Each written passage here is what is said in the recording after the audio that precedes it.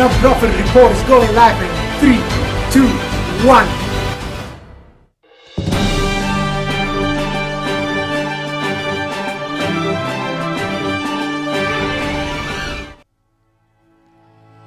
Welcome to the Non-Profit Report, episode number 4. We are so excited again to have everybody here. In the back, we have our director of the show, Mr. Elio La Fiesta Piedra. And here you have your host, Jorge Villalobos from The Best Restoration, Masters of Disasters. And I want to say again, thank you for all your messages, for how you are sharing the stories and how the people start to get really involved with the purpose of this program. But we're going to talk about our first, a great opening of today, Maria Eugenia Celaya. Maria Eugenia. Thank you. Nice to see you here. I think for the people who came to the coffee with Elio, morning coffee a couple days ago, then you have the chance to talk about your organization in Spanish. I think was great. Awesome. The next time, please, Elio, let me do it in Spanish. I think I speak Spanish better than English. But I'm going to be happy just to talk with Maria Eugenia. Maria Eugenia, thank you for being here again. And tell us about your organization. But you represent Children Beyond Our Borders, and you are the executive director. But I want to know more about Maria Eugenia. Tell us about Maria Eugenia. Okay. First, thank you for having us here, Jorge and Elio.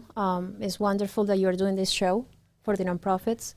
A little bit about me. I'm originally from Venezuela. I moved to Gainesville in 1992, and Gainesville has been my home since then. I'm a high school teacher, Spanish high school teacher here in the county, and I'm also the executive director of this amazing nonprofit for about a year now. Mm-hmm. I love to give back to my community. I think when I moved to Gainesville, everyone opened their arms. I found what I call my angels, people that helped me through my education, both at Gainesville High School, UF. And then after that, I felt the need to just get involved. And I have been able to give back to the community through different organizations, and then now is through Children Beyond Our Borders, or how we call it, CBOB. And tell us, how was the process? Because I'm pretty sure that you were here and you start to hear that some people, they were having a project and you start to get interested. How was this merge between what was your life before this and now? Okay. Well, I first heard about CBOB when I was in college. I knew there were some people, some UF students actually putting this organization together. At that point in my life, I was doing my master's. I just wasn't really involved. Many years later, through my church, we were seeking partners to help the children in our community. And then we found CBOB, that was a nonprofit at that point. So my first involvement with CBOB was through the church, bringing them to help the kids through education. And then after 4 or 5 years of working with them through the tutoring program to the health clinics, I decided to apply for the executive director position. Wow. And tell us about the organization. For how long this organization is working, and I'm so proud to hear that this was founded by Colombian citizens, obviously now American citizens. Yes. But it's nice to hear that, the immigrants, they just continue putting and adding positive things to this beautiful country. But tell us about how this worked at the beginning and what is exactly what the organization does. Okay. Like I say, it was founded by UF students in 2003, just like a student organization. They decided that it was time for them to give back to their country. So they had this connection with the city of Medellin. They took a first trip to Medellin to provide some educational materials, work with some groups in the city of Medellin. And from there, they started to do service trips where they take college students to Colombia to help in different projects, volunteering with education themes. After that, it grew to a nonprofit. In 2007, it became an actual nonprofit. Okay. We still keep the chapters at UF and at UCF in Orlando, but they have their own little projects. They still belong they're part of the nonprofit, but they have their own projects. From there we grew. We took several service trips to Medellin, to Cali, to Cartagena. We also went to Quito, Ecuador. We went to Managua, Nicaragua. And then at one point, there was a change in leadership, and they decided that it was also needed to work with the children within our borders. Okay. And that's how our local programs started. What we do, our mission is that we work to eliminate the barriers. We want everyone to have an education. Okay. So we work to make sure they don't have any barriers. We make sure here that they have access to healthcare. And in Colombia, we still have our work, and we support college students in Colombia. We have our scholars, and we make sure they have a monthly stipend where they can help each other with transportation, books, whatever is needed. And what exactly is your purpose? I know that you want to try to improve the education of these kids, but what exactly you teach them? In our local programs, we have what we call the Triunfadores College Prep program. So the first thing is we help them with the homework. Okay. Sometimes we find that parents don't have the means, or they don't have the language skills to help their kids. So we make sure they're paired up with college students that will work with the kid, first with the homework, then they have to study for exams. And we also explain to them how is the process, if they have to take an FSA test or EOC, or how they get into college. And this is for the older ones. Okay. We want to make sure they also receive educational workshops. So we have experts coming in once a month on a Saturday to meet with the kids. We have workshops related to music or careers. We also take them on field trips to the University of Florida, because we want to make sure these kids know that they have an opportunity to go to college. A lot of our population, the one that we currently serve here locally, are Hispanic. Some of them arrived to the country recently being maybe a month or 2 years ago. And then we have other ones that are first-generation Hispanics. Okay. That doesn't mean that we limit our work just with the Hispanic community. We're open to work with anyone. We're ready to serve the community of Gainesville, Alachua County, with anyone that needs the help with tutoring.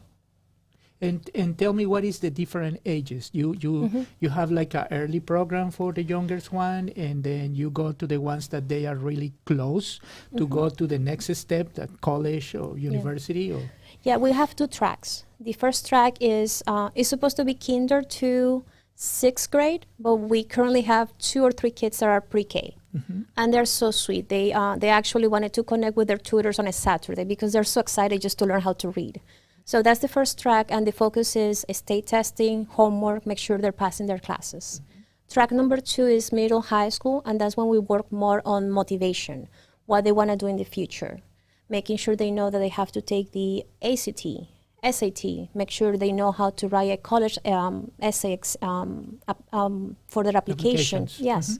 So it's 2 tracks that we work.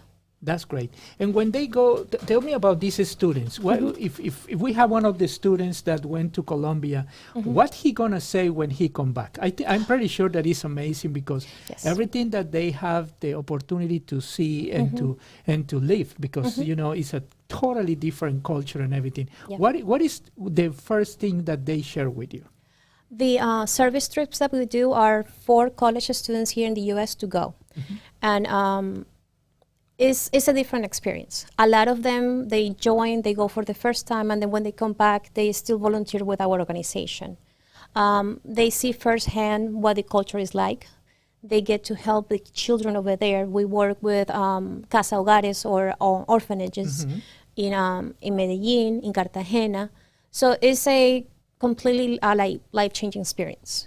And like I say, a lot of them go on the first trip, they come back, they start working for the nonprofit, and they go on different trips again. And we have some former COB members that are now part of our executive board, because they love so much the mission and the organization that they want to continue working with us as the executive of the executive board.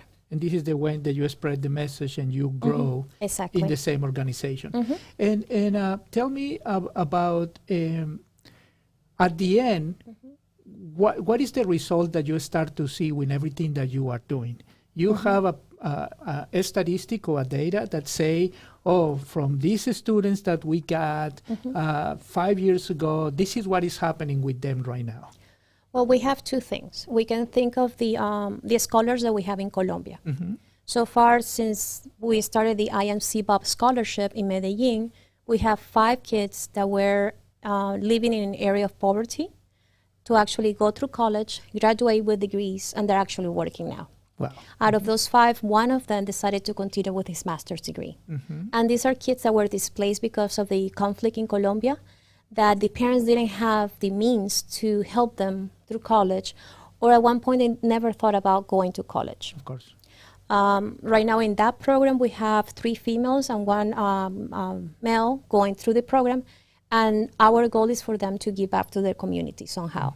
The ones here in Gainesville, we have seen the change.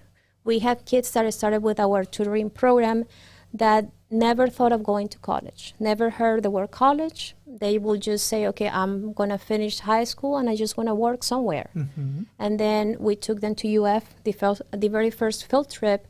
And then when they came back, they were like, oh, you know what? I can be a doctor, or I can be a veterinarian, or I want to be a firefighter or a police officer. So it kind of opened their eyes to possibilities. It is amazing. And we were talking about the opportunity that all these kids has, but obviously the limitations also that they have, because we were sharing this before we start the program about, these kids, they go to the school, their first language is Spanish, the first language for their parent is Spanish. Then they start to get involved with this. Who can check the homework for them? Exactly. Who can tell them, hey, you are doing a great job. I think this research was really objective. How you deal with these kind of obstacles? That's what we have. Our coordinators and our program director, they're all bilingual. So we keep communication with the parents. We talk to them weekly. We make sure they understand. Whenever they receive a letter from the school, we translate it for them. And because of that limitation, we are also developing what we call the Triunfadores Parent Academy. Okay. It's going to be a series of 7 talks where we explain in Spanish how the system works here. Because a lot of parents, they want to know how to help their kids, but they don't understand how education works in the U.S. So we're going to bring experts from the community that are bilingual to teach the parents, how can you help your kid with reading? How can you help your kid with math? Science, how your kid is going to apply to college, what is that process?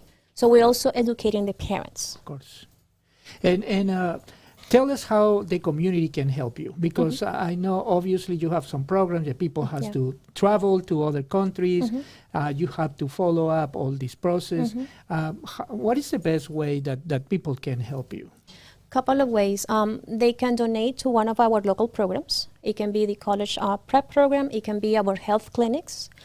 They can also volunteer with us. Our organization is run by volunteers. Nobody gets paid. So I'm always looking for members of the community that want to donate their time for different things within the nonprofit. For the college students that can be listening right now, we have several programs where they can partner up with kids in Colombia to help them practice English. Okay. And eventually, when COVID is all over, we can take them to Colombia on a service trip. So that's they can volunteer that way. We're also looking for sponsors for our INC Bob Scholars in Colombia. Like I said, we currently have 4 kids that are going through college. It's a $75 stipend that we send every month. So pretty much in a year, you will have to donate $900 to support 1 kid through college. Okay. So these are ways that the community can help. And also, we're always looking for businesses that want to be sponsors of our events.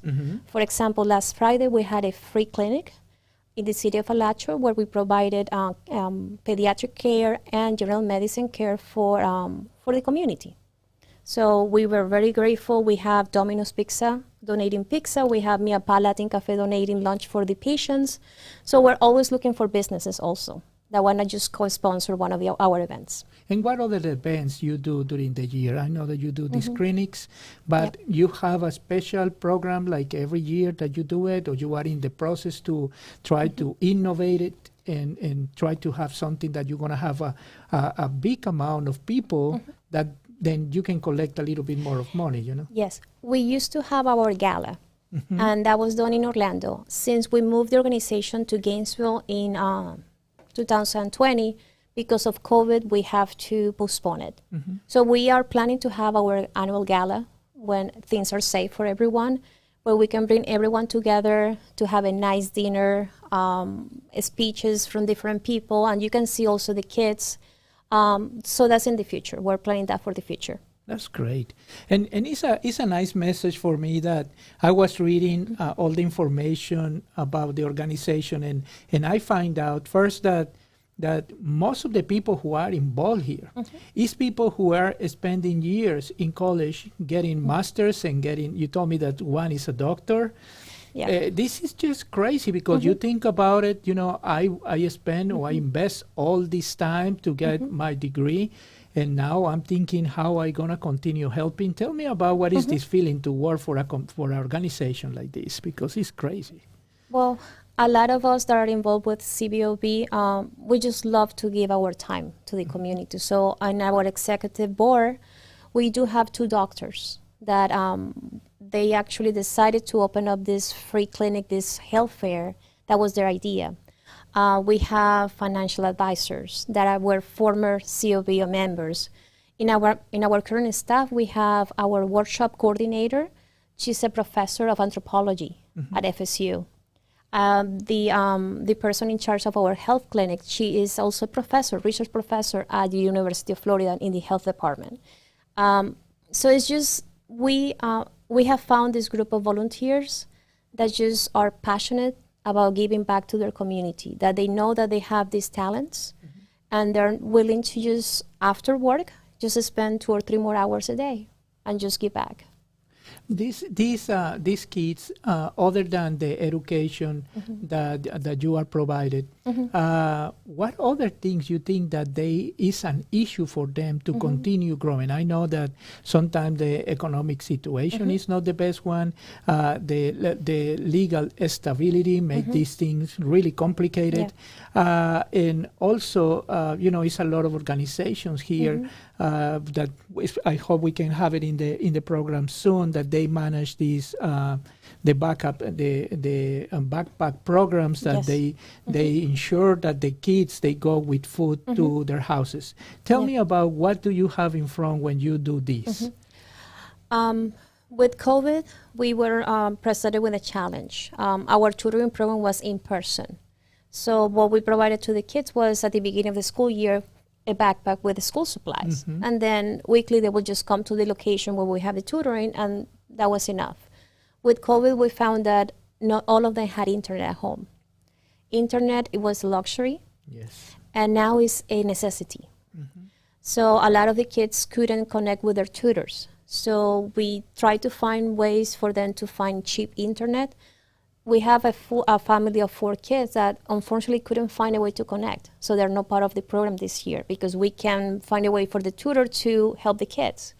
I want to clarify this for the people who is hearing us. This is happening in our backyard. She's not talking about Medellin. She's not talking about Cartagena. She's not talking about Managua, Nicaragua. She's talking about people 15 minutes from our house that they don't have access to the internet. And continue with this part because for me it's kind of hard to understand, When we think of like schooling, normally we will think the backpack, the supplies, but we never thought that the internet was going to be an essential part of the education of our kids.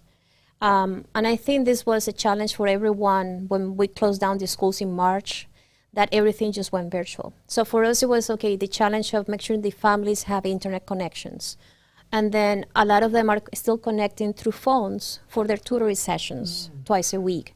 So we were very lucky to find a small grant to purchase 9 Chromebooks. Okay. So now we're lending the Chromebooks to some of the families, so the kids actually have a computer where they can connect with the tutor and work on that assignment. So there is a need of computers. There is a need of internet connections for these families.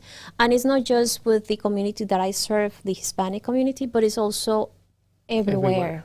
It's not just Alachua County. That this is an issue with a lot of our cities here in the U.S. Yeah, because I hear that possible, I don't know if it's the city or the university, that they have some vehicles that they can move to some areas that as soon as these vehicles are parked there for a couple of days, then the guys that live in the area, they're going to have full access to internet. Is something that possible the university is thinking to expand, or possible is something that the local communities has to invest in this? Have you heard about it? I know the schools, Alachua County is providing hotspots and computers for those kids that want to stay home and want to do what they call digital academy. Okay. But if the kids are going to brick and mortar in the classroom, they don't have that service. So some of our kids in our program are going face-to-face to school. The parents prefer that. So they don't have that access. I know that when we closed down the schools in March, the school board was providing buses that will go with the devices and they just park somewhere for the kids around to get access. I don't think it's happening right now. And that will be something that our local government can probably invest on it. Or if we can find companies, the telecommunication companies that can provide cheap access to internet.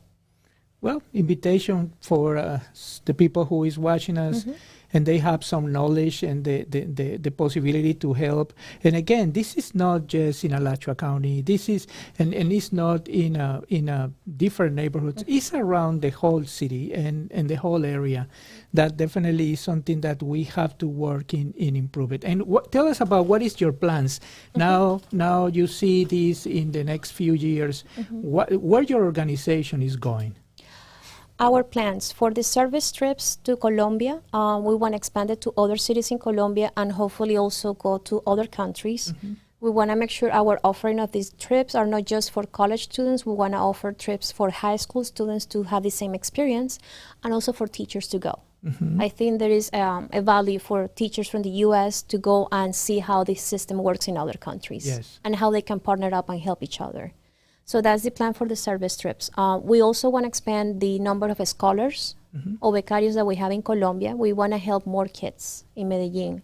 We have a plan to, we have a project, a vision right now for the city of Medellin, specifically one comuna, Comuna 13, where we're going to have a group of 15 kids that are in their last year in high school, and we work with them throughout that last year to make sure they are ready to go into college, help them on the application process. And of course, here in Gainesville, we want to expand. We want to have not 25 kids, we want to have 50 kids in our program, 100 kids. So. Okay, for everybody that has the privilege to be here and hearing this, Maria Eugenia, this is absolutely wonderful. Thank you. Why you don't close this with a message for everybody who in the other side is thinking about how we can help and what is the best way to push this project, because definitely we need to do something. Yes. I invite everyone to visit our social media, our website. You will find links to donate. If you have something more specific, you are welcome to email me. Just remember that we're providing opportunities. This is what our kids want. They want opportunities to get educated, opportunities to be healthy, opportunities also for their parents to understand how everything works. So helping us, you're helping them get opportunities. I know, and I think it's a wonderful thing. You don't have to be an expert. You just have to be willing to give your time. Well, Maria Eugenia, again, thank you for being here. Thank you, Jorge. We really appreciate this first segment, and whoever is interested in give some help. I think it's wonderful, and not only because the Colombian people is behind this project that I love the idea, but because I see that is a lot of people really involved with the education, that they need to do something again for our kids. Well, Maria Eugenia, you're welcome to come back soon. Thank you. And thank you for everybody. We'll see you with a second surprise of today. And thank you again for coming. Thank you so much, Jorge, for having me. Spring is here. Call the best restoration for all of your cleaning needs for every surface in your home. Get rid of stains and pet odors with state-of-the-art carpet, rug, and upholstery cleaning. Our expert technicians will make your tile and grout look like new. Improve your in-home air quality by removing pollen and pet hair with our nationally certified air duct cleaning. Call the best restoration, masters of disasters today. We don't call it restoration, we call it restoration. The best restoration, masters of disasters. Spring is here. Call the best restoration for all of your cleaning needs for every surface in your home. Get rid of stains and pet odors with state-of-the-art carpet, rug, and upholstery cleaning. Our expert technicians will make your tile and grout look like new. Improve your in-home air quality by removing pollen and pet hair with our nationally certified air duct cleaning. Call the best restoration, masters of disasters today. We don't call it restoration, we call it restoration. The best restoration, masters of disasters. Spring is here. Call the best restoration for all of your cleaning needs for every surface in your home. Get rid of stains and pet odors with state-of-the-art carpet, rug, and upholstery cleaning. Our expert technicians will make your tile and grout look like new. Improve your in-home air quality by removing pollen and pet hair with our nationally certified air duct cleaning. Call the best restoration, masters of disasters today. We don't call it restoration, we call it restoration. The best restoration, masters of disasters. Spring is here. Call the best restoration for all of your cleaning needs for every surface in your home. Get rid of stains and pet odors with state-of-the-art carpet, rug, and upholstery cleaning. Well, thank you for coming back to the second part of our 4th episode of Nonprofit Report. We're going to say thanks again to Maria Eugenia Zelaya for giving us this kind of great presentation. And now we have not only a great person in this community, a really personal friend. We are dealing with a lot of Ronald McDonald deals and events. But I'm happy to have here Cherry Houston. Thank you for being here. Thank you so much. It's such an honor, truly. This is a wonderful experience because this lady has more energy than Elio. That is hard to say it, but I can tell you that it's incredible. Her attitude is always what brings her to where she is and the way that she is helping a lot of the people in our community. Cherry, thank you for being here again and welcome to our program. You are incredibly kind. Yeah. So it's an honor to be here. So start throwing some questions at me and I'm ready to talk. Oh my God, then this is, I told you, we are on fire here. Cherry, tell me about yourself. We want to know before we are talking about the organizations, we want to talk about more than the person who is in front of them. Tell us about you. So my husband Joel and I moved to Gainesville 34 years ago. We moved here from Philadelphia. We weren't really sure what Gainesville, Florida entailed for us. My husband teaches at the University of Florida, and I have been in different positions in this community, and I have truly found my home at the Ronald McDonald House. After how many years you find out that Ronald McDonald House is the place that you want to be? 7 years ago when I walked in the position, I really didn't know what the Ronald McDonald House did until I was hired. That's so wonderful. And since that, what happened? Tell us, you started 7 years ago, and what happened for you today? I know that you are the executive director, but personally, how you feel with everything that is happening in the last few years with Ronald McDonald? I truly believe I've been called to be with our house, with our team, and with our families that we serve. Our families are going through so incredibly stressful and such a crisis with their children, and to be able to be that safety net for families who come from all over the world to have the fabulous treatment at UF Health Shands Children's Hospital. This is truly an honor to be there to help them through the process. It is wonderful. Tell us about exactly, some people get really confused with the McDonald last name that you have. Tell us about what exactly Ronald McDonald House does for the community. So the Ronald McDonald House provides a home away from home for families who have a seriously ill child. And we do that through two different programs. We have our house, which is a 31-bedroom house at 100% occupancy, 365 days a year because of those preeminent doctors at our children's hospital. We also have a family room, which is located on the 10th floor of the children's hospital, an oasis within the hospital environment. Now, that's all pre-COVID. Now, let's get us up to what is happening today. So with our family room in the hospital, we've been unable to keep that open. So it has temporarily closed. However, our director of house operations, who is Emily Pridgeon, has found a fabulous way to continue to serve families who are sitting bedside with their child. So we create these comfort bags, and they're filled with non-perishable microwavable meals and sweet and salty snacks and chocolate and mints and anything you would need to kind of eat your way through sitting at your child's bedside. And that sounds really trite, but so true. And since the end of the year, we have taken over more than 980 comfort bags. And these are beautiful diaper bags by the 31 company. So to be able to serve families in a very different manner, knowing though that we are there as their safety net, we had to pivot, we had to find something different. Can I keep talking? Of course, this is what happened in the building. What is it? You came here to talk. I told you that she talked more than Elio. Then I'm good. Tell us about this is what happened in the building in the 10th floor. What happened in the house? Absolutely. So COVID allowed us to really focus on families who were in the greatest need. We were asked by Ronald McDonald House Charities, which is our global organization, to not take new families in. Remember, this pandemic started up in New York.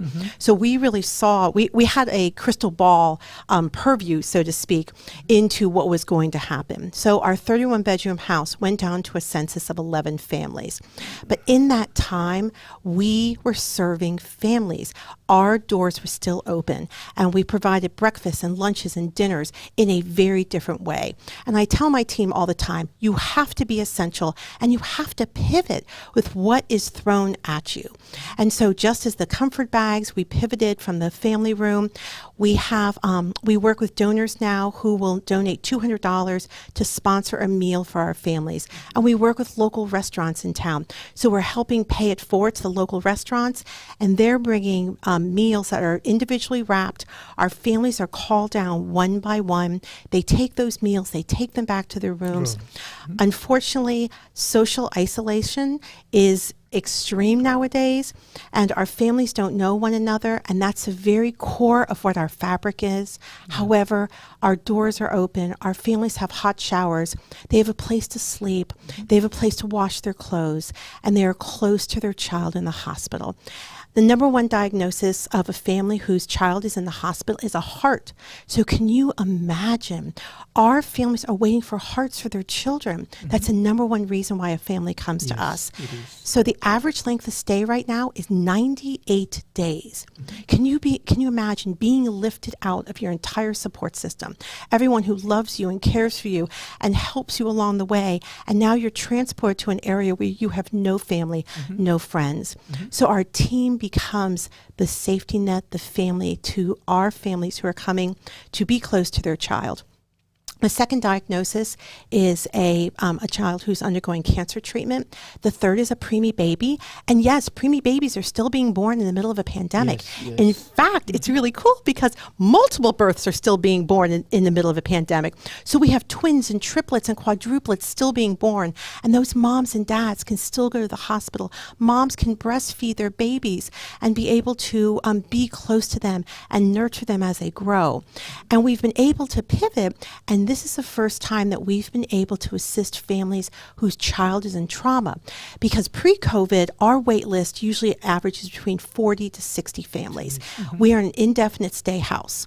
And so now, with the fact that we bring in 3 families, they're negatively COVID tested 3 days before arrival, then we wait 14 days, then we bring in 3 new families, do the whole process all over. So right now, those 21 families is really essential. However, because we aren't, our families now can have a child in trauma, because obviously trauma is something that you don't, it happens, right? It's a You car never plan accident, it, it's a yeah. burn, exactly. So this is the first time 9% of the families that have stayed with us have a child who's undergoing some type of trauma. So we've changed the type of families who we're even able to serve. Because it's important for the people who is, I like to bring a picture of what exactly happened there with no COVID. You go inside, it's lunchtime or it's the dinner time. All the families, they are right there close to the kitchen when everybody cook. Or you bring your food ready for them. And then you have the chance to talk with them because they don't have, like you say, they don't have any family. I remember I came here 21 years ago. I didn't know anybody in this city. And you can imagine for the people who just, not only that they don't know anybody, but they are having a really rough time. Then this is what Ronald McDonald House, he offered to these people. The passion that she used to talk about it is the same passion that they used to take care of everybody inside. This is the truth, and I want to say thanks for what you do because it is incredible, and especially it's because it's kids involved, Most of the time when we have adults involved, most of the time you say, but you have 20 years to live.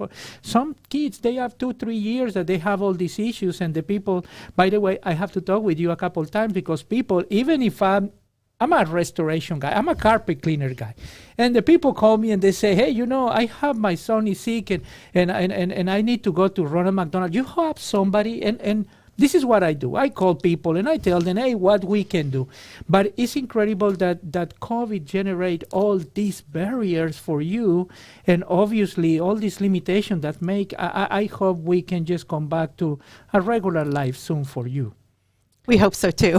Tell us about your statistics, because I love that you have a data that can say how many people you are, have it in your house, and how many people get the benefit of all these. And also, I want to talk about some of your sponsors, because it's important to talk. This is not this business doesn't have commercials, then we don't get paid for this. Then we can talk about a lot of people. Who cares? Then go ahead and tell us about it. So would you like to give, I'll give you some statistics on the number of families that we served, okay? Yes. So our family room served over 2,500 families prior to COVID. And then we were able to bring 980 of those comfort bags to families through the end of December. Mm-hmm. So we're still serving families in a very profound way at the Children's Hospital through the closure of our family room. Mm-hmm. Now, our 31-bedroom house, we provided over 6,432 nights for families. And you have a limitation. How many days you can stay? You say that now with COVID, some limitations for how many days the family can stay in the house? No, we are still an indefinite stay house even through COVID. The average length of stay now is much longer. The average length of stay is 98 days, which is an awfully long time. And regularly, how many days they most of the time they stay there? It really depends on the diagnosis of the child. Mm-hmm. If you are waiting for a heart, some families will wait 6 to 8 months for a heart. So in the 40 years that we've been at Ronald McDonald House, the longest family that has stayed with us is 18 months. So can you imagine, would you still have a business in 18 months? Yes. If you were away from every, no, of course not. Well, I have great people working for me. I'm pretty sure that I'm going to be okay. But not for the regular people that has a job or as a teacher like Maria Eugenia, who was here a few minutes ago. Life can change dramatically when you have kind of this kind of information or this kind of news. Absolutely. And we could not do this without the support of our Gainesville community. We have some incredible sponsors. Yes. And I'm so excited you let me talk about them. So one of our fabulous sponsors is Quality Plumbing and Quality Design Works. And thanks to Brian Nasworth and his team, we have a new laundry room. You can talk with him. He's there. You can see them and tell him about, because I was ready to talk about quality. Quality is incredible what they are doing to help this house, especially with all these professional services that they provide really well. Tell us about it. Brian and his team renovated our front laundry room. They renovated the front bathroom. Then they took on the back laundry room, the back bathroom. And then, if that was not enough, they renovated each bathroom in each one of our families' rooms, so another 31 bathrooms. A group that cares deeply, and we're so honored to have Brian's leadership on our board of directors also. Yeah, a big message to Brian. You know, we are in the similar industry. You know, I extract the water that explode after he fixed the pipes. That means that this is what we do for a living. That is great. But I'm happy to hear this. I'm going to tell you the first experience that I have with Ronald McDonald happened possible like 5 years ago. I have a really good friend that is a realtor, Allison Abels, and she came to our BNI meetings. That, for the people who is not familiar with this, is a business international network. We have 4 groups in Gainesville, really successful for business owners and professionals. And I remember that she came this day and she said, we had a problem. And she said, Ronald McDonald House need a new roof. Yes! Yes, ma'am. Then I don't know what to do because we need to get $40,000 together. I remember, I don't know what was the balance that she brought there this day, but she left the day with the $40,000 in checks to go and install the new roof. Then with the time we start to see that more people, they get involved. Why? Because they understand the real service. And obviously, and it's important for the people to understand, what is the percent of your budget or your yearly budget that Ronald McDonald House bring to you? Because this is the truth. You know, people think, oh, you know, this is McDonald's. Then they have millions of dollars for whatever they can do. But this is not the truth. Tell us about this. We truly rely on our Gainesville community for support. So 14% of our operating budget comes from McDonald's. And as you know, you can't run a company on 14%. No Ronald McDonald House was ever built in the premise that McDonald's was going to fund us 100%. Yes. So 30% of our operating budget actually comes from special events. So whether it's our clay shoot that's coming up, or it's our Red Shoe Affair, it's our Beyond Bourbon event, or our gingerbread house competition, that's 30% of our operating budget. Wow. Now, we do ask families who stay at our house to make a room donation, and we ask for $15 per night. However, when you have daunting medical bills, you have a real home, you may have car payments, you may even have student loan payments, and it becomes debilitating to be able to even donate that $15. So that's where I come in. So it's my job as the executive director and the chief development officer to raise those program monies. 1% of our operating budget came from families who were able to make that donation to us. And then 25% came from individuals just like yourself who took a tour or who learned about what we did and said, I'd love to give a $10 monthly gift, or I'd like to make just a donation to you because I know you're doing awesome work. So that's 24% of our operating budget. And then 4% of our operating budget came from grants and foundations. And then the other 24 came from what I call third-party fundraisers.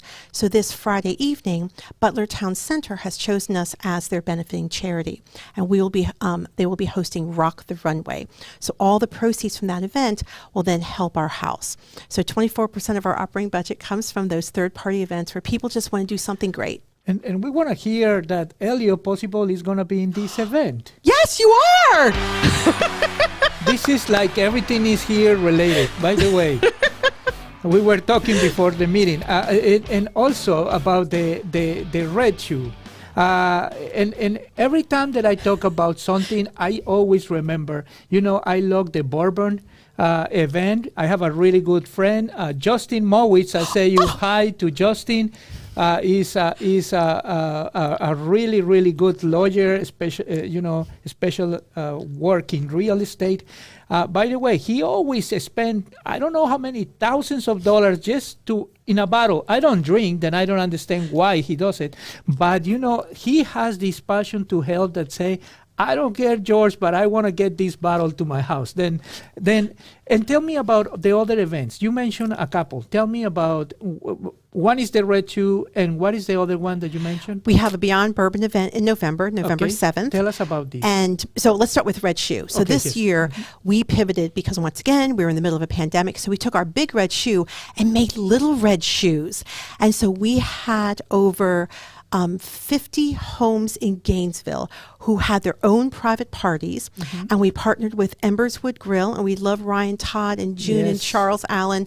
They're fabulous individuals. They truly made that event a success because they delivered over 475 meals in a 45-minute time period. And I'm not talking that they were little things. These were beautiful pieces of fish and tenderloins and really yummy potatoes. I mean, it was just, it was wonderful. I'm gonna ask Cherry, please. This is a live transmission. It's 12. It's almost 12. 12:45, and she's talking about this food from Embers. This is not good. By the way, a big hi to Embers. We clean the carpets for them too. Great people. We try to keep the place really, really clean and sanitized every time. By the way, I want to say another thing for my ladies of Gainesville Turnover Specialists. They go continuously to the Ronald McDonald House, and they go like in a big squad. And they go and they clean and they sanitize and they try to keep the place clean. And for the ladies who are watching me, I want to say just hi because they do a wonderful job. Tell us how else we can do to help you, because I know that the community is huge and everything. Oh, by the way, I want to add something for my friends, carpet cleaners friends. We have a national group that we go to every single Ronald McDonald House to do all the cleaning, all the floors and tile. This is a national organization. This is so wonderful because, I'm lucky that your house is not really big, but I have my friend, Sean Bisalon, that he's in Denver, Colorado, and I think her house is like a Hilton. Then I'm sorry for you, but I'm going to send you a gift card or something, Sean. That's great. Tell us about the other events then.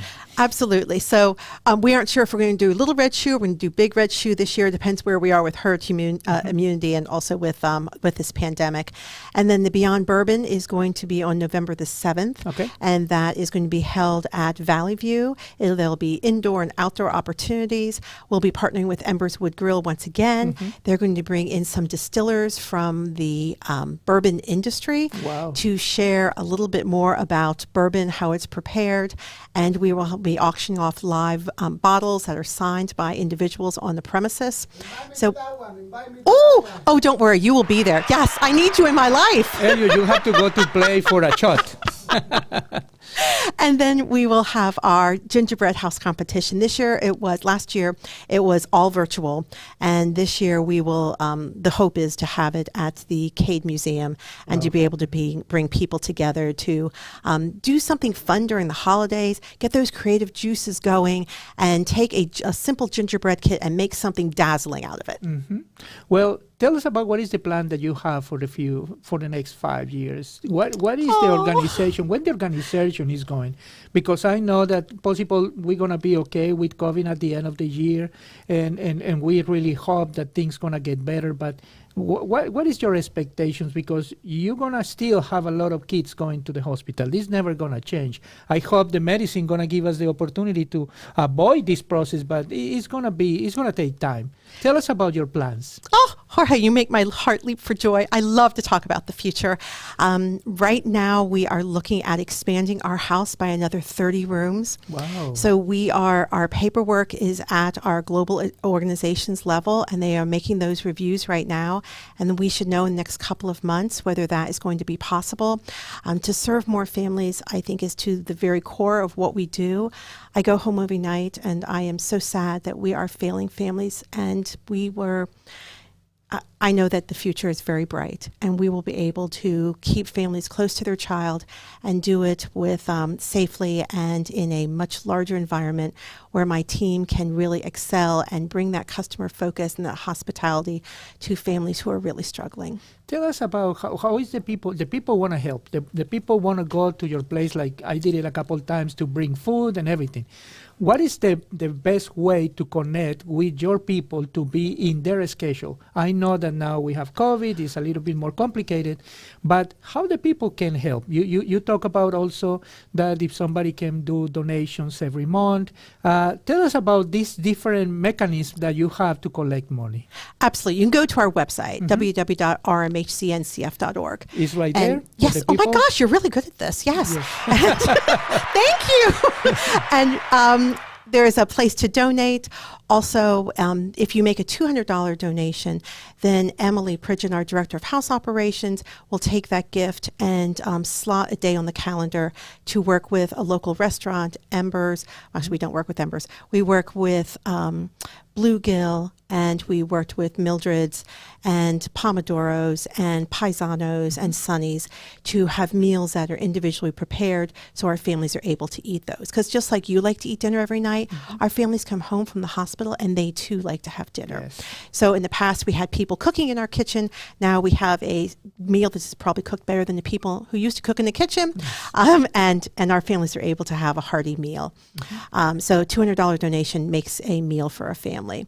We also need those items for our comfort bags, and we have a wish list on our website. So it's all of those. If you go to the grocery store, all those buy one, get one free things, from goldfish to graham animal crackers to cups of soup and oodles and noodles and cups of oatmeal, anything that you would eat on a normal basis that is non-perishable, those are the kind of things that we put into those comfort bags, and they are filled to the brim, and they usually last a family a couple of days. And then the social workers at the Children's Hospital work in tandem with Emily, our Director of House Operations, to ensure that that family gets exactly what they want in their second comfort bag. So if they're allergic to nuts, there won't be any trail mix. Or if they are gluten intolerant, they won't have a certain thing in there. No, there won't be any crackers. So we really try to tailor those bags to what the family's needs are. So those are two ways, whether it's a $200 cash donation or drop off those buy one, get one free wish list items to us. It makes a huge difference. And this expansion that they are thinking about is in the same area that you have your house? Does it mean that it's going to be an extension? Because you have a big lot there. Tell us about where you are located, because for the people it's important that the day that they want to stop by and just do a donation, they can still do it. I know that it's kind of complicated to go inside and everything, but still everybody is ready to receive whatever, you know? Absolutely. And right now you can drop off any donations at our house. We just can't let you into our house. Yes. So we meet you at your car. We still do photo ops. We still want you to know how special you are and how much those gifts mean to us and to our families. Our house is located 1 block off of 13th Street on Southwest 14th Street. Don't laugh when I say this. It's right behind Steak and Shake. That sounds really silly, and we're the Ronald McDonald House. And we are, I think I'm being gonged, and we are directly across the street from the Children's Hospital. So our families could actually walk if they had to. You know, what a wonderful program. I hope we can stay here for 2 more hours with you. But I want you to close this and tell everybody what is the important thing that you really need for us to help you. One of the things is that you are here already, the people is hearing your message, but tell us, what do you need from us and how the community can get together, especially in this moment that some uncertain things that are happening that you don't know when we're going to be okay again. Well, first of all, we could not do what we do without everyone's support, whether it's an item from our wish list, whether it's a cash donation, whether it's bringing baby blankets, anything to make our families feel special and loved are the things that we need right now. Okay. Then, you know, Sherry, wonderful program, PSA, everybody. Thank you for being here with us. That was absolutely wonderful. Now, this is how this is the fuel for my body and my soul. Hear all these things and everybody with this passion talking about how we can help others. This is just amazing. Before I close, thank you, Elio, for your direction. Everything was incredible. And also, I want to remind the people on Thursday night is the event for Grace Marketplace. I have a bad news for a lot of people. It's completely sold out, but it's a great news for Grace Marketplace. Then please be aware that possible they're gonna need volunteers. You can go to the Grace Marketplace website in case if you wanna help, because we're gonna need help to doing and picking up dishes and helping with the obviously we have they're gonna have, I say that we, but I'm part of them. They're gonna have this kind of delivery food for different places, and they're gonna need help also with this. Then whoever is available, please contact them or contact us and we can help you. Again, this was Jorge Villalobos from the Bed Restoration. Cherry Houston. Unbelievable. Thank you again. Thank you, Jorge. And I hope we can do this together. Absolutely. Thank you, guys. We'll see you next Monday with a really special program. We're going to let you know during the week. Thank you, Elio, and have a nice week.